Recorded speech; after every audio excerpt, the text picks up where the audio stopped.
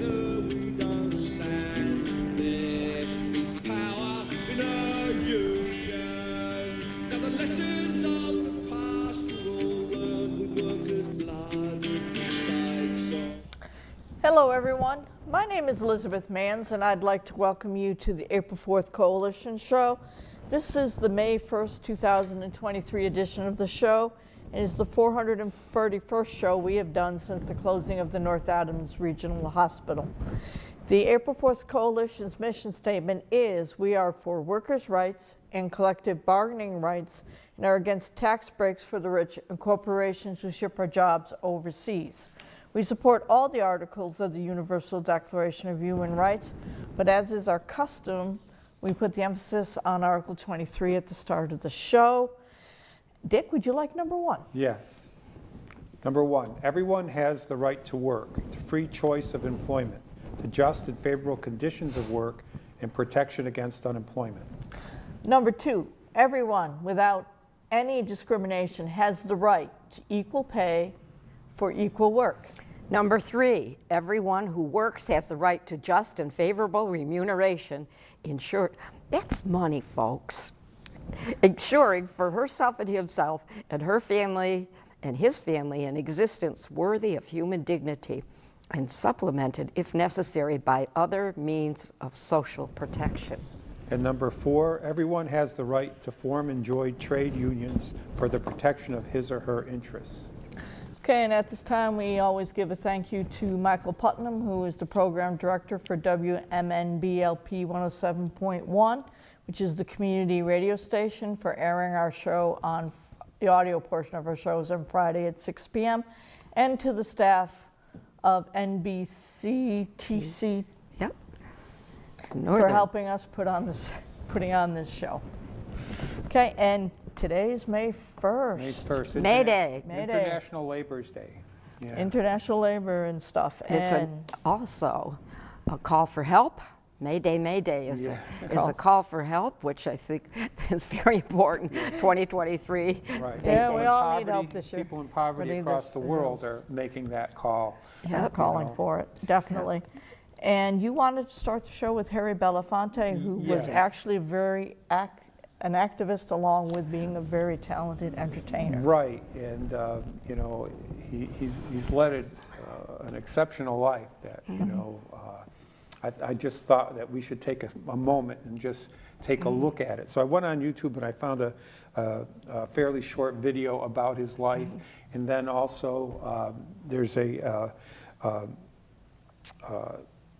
documentary made about his life. It's called Sing Your Song, and so I wanted to show that so you could go and seek it out and watch it yourself at home. So this first one is from Brute Tribeca, yeah. So let's watch that. I'm not a politician, I'm an artist, and I find that if my art is done well and is received by many people, that in itself is a contribution.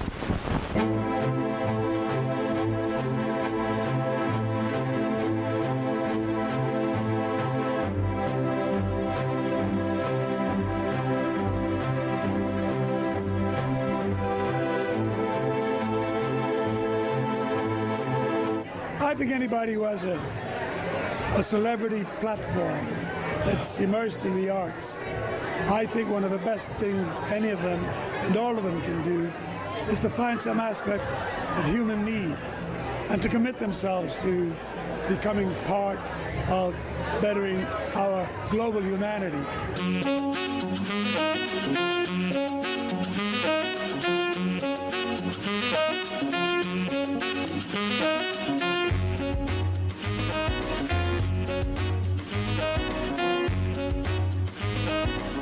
Most of my family in the Caribbean, in Jamaica, were plantation workers.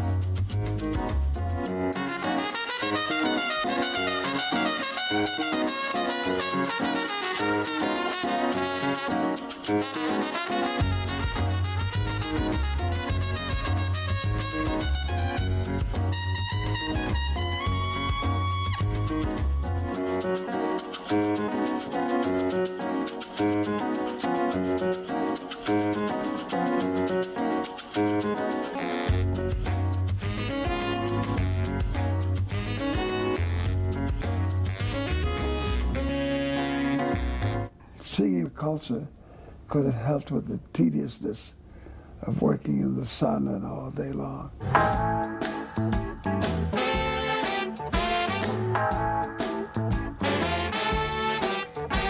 He was really, one of the first multimedia stars, and he had this crossover appeal.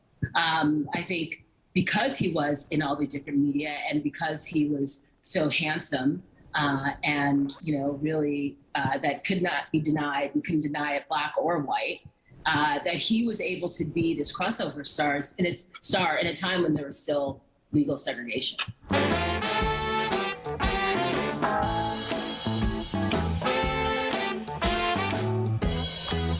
Now, it seems to me that Porgy and Bess has probably done more to increase sympathy for the colored people than anything since Uncle Tom's Cabin. Could you explain why you refused the part? First of all, I don't think that the Negro people in America are in need of sympathy. And secondly, when Porgy and Bess was first done, at the time that it came about was historical, and it was very important. And at that time, it represented progress. I just feel that at this time, it doesn't, the subject matter, dice and razors and lust and whatnot, is not necessarily a subject matter that the Negro people in America need at this time.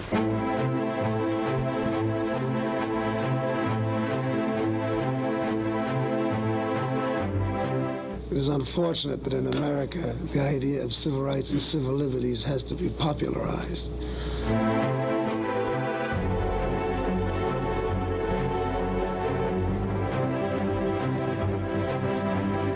Were really good friends, and so starting from the early 60s, he was an ambassador to the public at large to not only bring Dr. King's message, but to help him raise money to end the movement. So he served that purpose.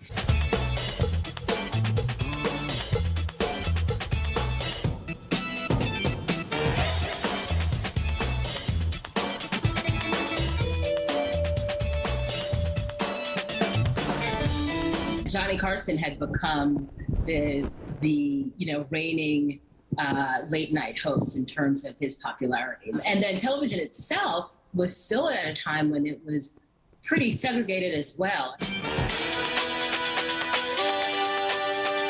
He really was key to bringing both black and white people into the civil rights movement.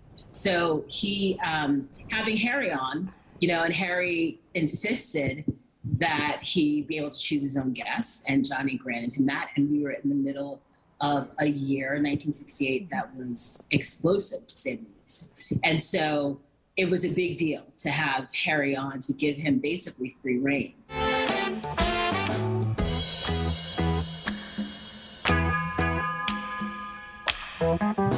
Harry wanted to show what the world could be, that black people and white people can sit, and indigenous people can sit on the couch and chop it up and laugh and also talk about very serious things.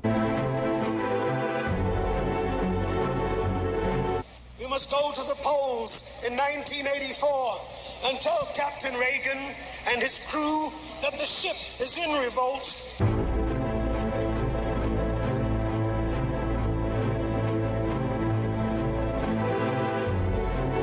Conscience of the world is in great need of awakening to the crisis that exists in South Africa.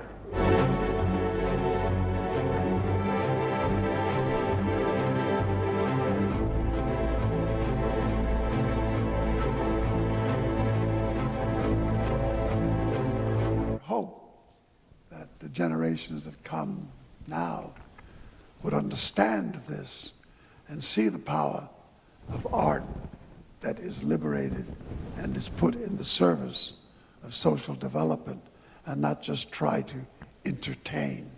It's such a silly concept.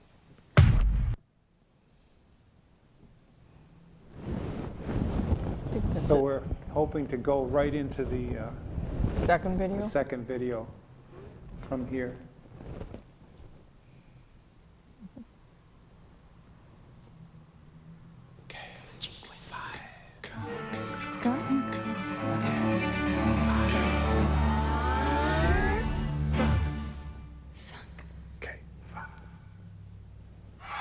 Here's one of the greatest artists of the world, Harry Belafonte. Daylight come and we want go home.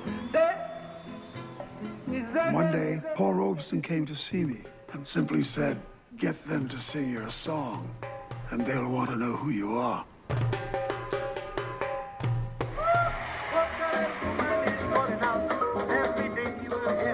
Even in that grainy black and white early TV, his personality came out. When Harry Belafonte went on the show with Petula Clark, they touched. People were like, oh my God. Whatever you're capable of doing as artists to help propagandize the civil rights revolution. Out of that came the true artistry of Harry Belafonte. There's a lot of people out here who are really pissed off. Harry gave us a piece of his fire. It gave us all strength. We are angry, we're upset. Harry motivated Martin because here's a man who didn't have to get involved and who did. We look around for some comfort and we don't find any. I remember once when you said, from the time I get up, the time I go to sleep, I seek out the injustices done to humankind. What do we want? What do we want? He was always like that. He was always, let's do something. Harry did this over and over and over and over again. He took all our struggles and made them his own. We can't be shut up no more. Talk about movement building. We gotta stand up. We're gonna organize even harder. We're gonna knock on some more doors, talk to some more policymakers. Don't give up, don't give up, don't give in, don't give in. I try to envision playing out the rest of my life almost exclusively devoted to reflection. But there's just too much in the world to be done.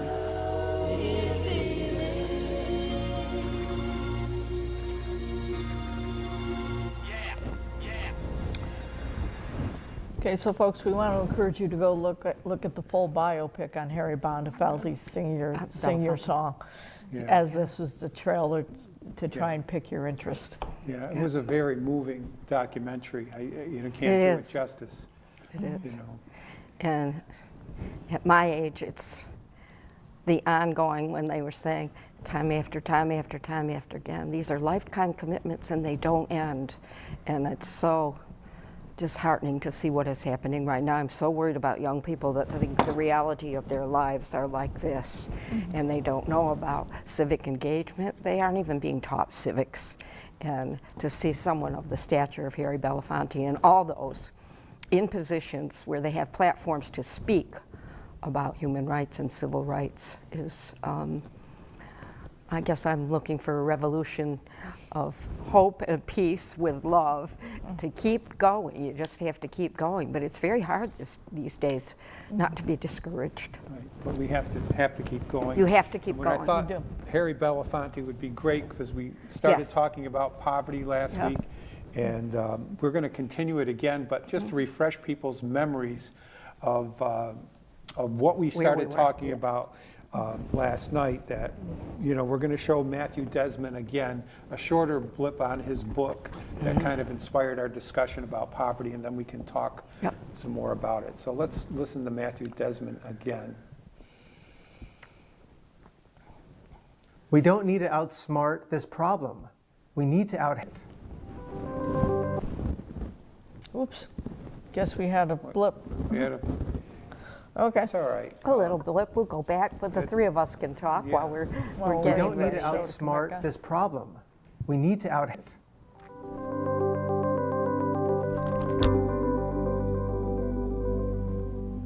I wrote this book because children by the millions are not getting enough to eat in the richest country on the planet.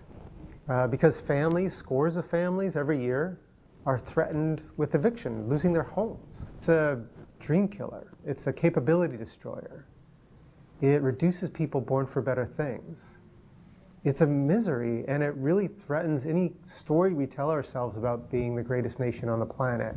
We can and we should finally eliminate it.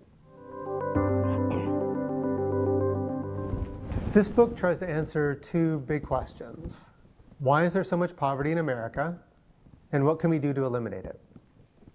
And it argues that many of us, those of us that are secure, housed, lucky, we contribute to the problem. You know, we exploit the poor, we segregate the poor, and we support a nation that frankly gives most to families that need it the least. Some lives are made small so others may grow. So we don't just need deeper investments in fighting poverty, we need different policies. We need policies that disrupt poverty, attack it at the root. And we also need to take responsibility for this problem in our everyday lives and make sure that we are not contributing to the deprivation of our neighbors. The biggest misconception about poverty is that we're stuck with it, that we'll never be able to eliminate it, that we can throw all this money at it and it'll still be here. That's not true. You know, we could end poverty in America tomorrow. We can do it without increasing the deficit. We have the wealth to do it. We have the ideas to do it. We don't need to outsmart this problem. We need to out-hate it.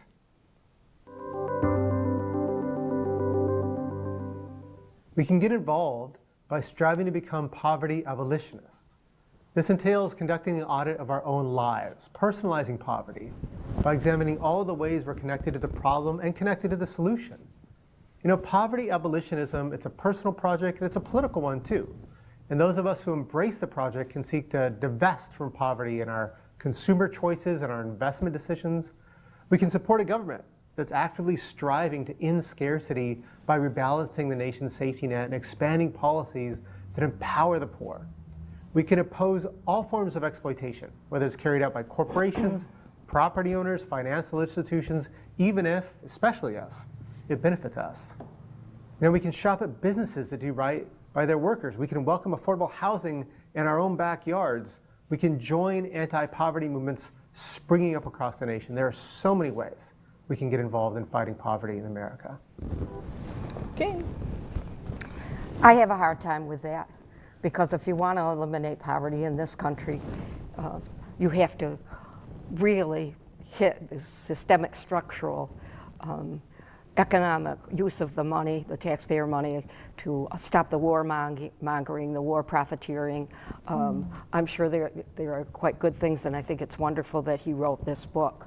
But I am now an impoverished person, something I would never have been suspected.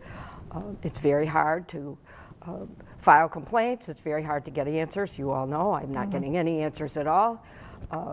The systems for those who are poverty-stricken to apply for benefits that somebody should be making easily accessible to them. The paperwork is phenomenal. It is somebody's busy work to justify their own jobs. I went to the Western Massachusetts Poor People's Campaign conference Saturday in Springfield. I actually wound up being the first speaker because nobody would raise their hand, and so I got up. And the things I kept saying is, this is the United States of America. Nobody in this country should be hungry. Nobody in this country should be homeless. Nobody in this country should be sleeping, and I kept saying, this is the United States of America. Nobody in this country, supposedly the richest country in the world. We have all kinds of money to make bombs and airplane fighter jets and all the rest of it, and we can't take care of the most vulnerable who do not have the platforms, like Harry Belafonte, who got it, used his platforms to speak, platforms to address the problems, platforms to even to get to local and state elected officials to do something that will positively change this sickness that has been allowed in this country called poverty. It is just astounding and despicable to me. Right. So that's my...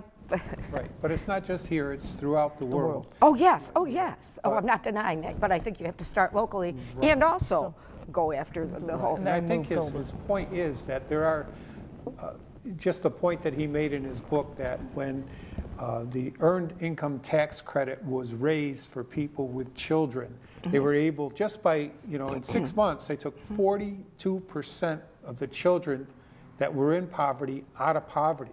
It's not a very difficult task if we set our mind to it. There it is, the will right there. It's Right. the will. And he talks about abolition, abolition of poverty. It reminded me of, I think it's Muhammad Yunus, who was a world-class economist. I think he's from Bangladesh. And he talked about, he wanted to build a poverty museum. He wanted to have a poverty museum because if we could eliminate poverty from the world, then if we could just eliminate poverty from the world, then people would have to go to a museum to see what poverty really was, to understand it, because that was his goal. That if we could eliminate it from the world, and he was talking about putting money in the hands of the poor, not a lot of money, but making the poor part of the economic system. A lot of people seem to think that, if people get this welfare check or if they get this benefit, it's taking away from them. They think that if we give it to them, it's taking away from us, but it's not that way in an economy. If everybody does better, everybody does better. And if we have the number of people that are in poverty in this country, and the number of people who are in poverty in this world, locked out of our economic system, our economic system is going to be burdened by that. If they lift those people out of poverty, that would unburden our whole economic system. Just like raising people's wages to a living wage so they can afford housing, they can afford all those goods. These people, if you give them that money, they're not going to put it in the Cayman Islands, they're not going to put it in Swiss bank accounts.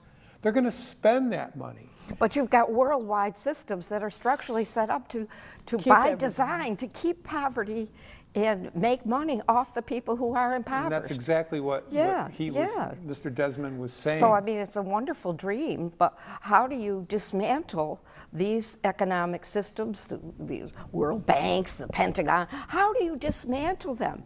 How do you do that? That's the question.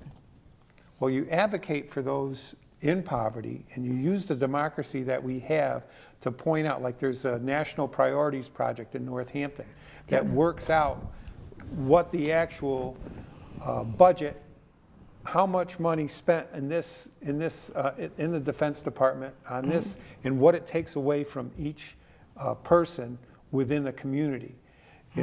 We have to educate ourselves to that. We have to wake up. I know a lot of Republicans like to use the term woke, but I don't know what woke means. I think it means something about being like awakened, being aware, to awaken. alert. But I think that was something that, raising people's consciousness to become more aware. I think that's the goal of every movement. Is to raise people's consciousness rather than just thinking about yourself, think about others too. So wouldn't it be better for all those separate little movements that are out there to unite into one? Because there are separate movements for everything out there that are talking about poverty or food or housing, and get them united into one so that it's a bigger voice and you're seeing the whole picture rather than saying, hey, look at my picture. This is what I need you to do. Look at this picture. Create a bigger mosaic so that everybody understands it. Because all you have to do is look at the mail where everybody's asking me to contribute money. Many of them overlap, and it's like, why aren't you all just one organization? But why aren't those organizations fighting for the structural change? Right. Don't No, forget, they're there's all a lot asking of administrative costs that are not getting down to the people that really need the assistance. Sure. One of the beautiful things that I saw, one of the speakers that stood up at this Poor People's Campaign was a man who went out on the street and found a man who was living on the street and got him health insurance. I think the man was first a little skeptical even talking to him. Never, when was the last time you went to a doctor? He said, I've never been to a doctor. This is the United States of America. Right, the only Please. Industrialized nation in the world that does not have universal health care, where everyone is covered. So there's a bill in the State House right now to make Massachusetts a single-payer state. And there's also nationally, there's a single-payer program. So just that change in that structure, and it reminds me of that saying that in liberation theology, they talked about it. They say the rich want to give charity, but the poor want justice, not charity. Yeah. And justice would be an economic system that does not increase people in poverty, but eliminates them. So that would be the justice that we're looking for. And so if you're talking about health care, it would be a system where everybody's in and everybody's covered. The same, everybody's in the same program. You know, it's not something where I can succeed and I can have good health insurance. Too bad about those people that are out. And that's it right there, those people. And what's amazing to me is I am one of those people.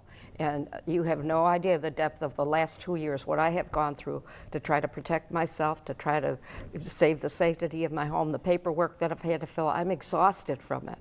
And I have said to people, I came from one of the wealthiest families in this Commonwealth, worked my whole life, and the most vulnerable who cannot work have to be taken care of, and the discrimination against women in Social Security and pay, all of this feeds right into this system by design we are living in.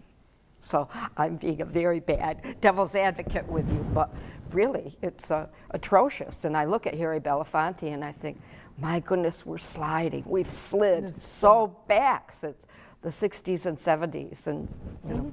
And we're still sliding. No, sliding very bad. I think we're collapsing from within, frankly. Okay, Rich, come back on that one. Well, you know, Well, hopefully the structure can be shored up, because if it collapses completely, it's going to be chaos and dog eat dog. There isn't going to be. But that's already and going on. we don't want community. It's already going on. There's a veneer. We've talked about this before. Gandhi talked a lot about scarcity. You know, that's the economic system is based on scarcity. There's not enough to go around, so I have to hoard whatever I have. You know, and he said that we should change it to the economics of plenty, where there's enough to go around. There's enough for. And the United States, there's enough for everyone's need, but not enough for everyone's greed. Yeah, and their wants. So many people have luxuries mixed up with needs. But yes. So we're down to the last 30 seconds, and I guess. No, yeah, good. You can go for another 10 To be seconds. continued. Well, we talk about knowledge, and we need, you know, there's goodness in knowledge. We need to further that knowledge. There's freedom in knowledge, you know. That's our education system, the shoring up. Yeah, definitely. We have to educate ourselves too. Power to the people. All right, and I want to say thank you for both coming in. You are welcome. There's power in a factory, power in the land, power in the hand of the worker. But it all amounts to nothing if together we don't stand. There is power in a union. Now the lessons of the past were all learned with workers' blood. Mistakes of the bosses we must pay for.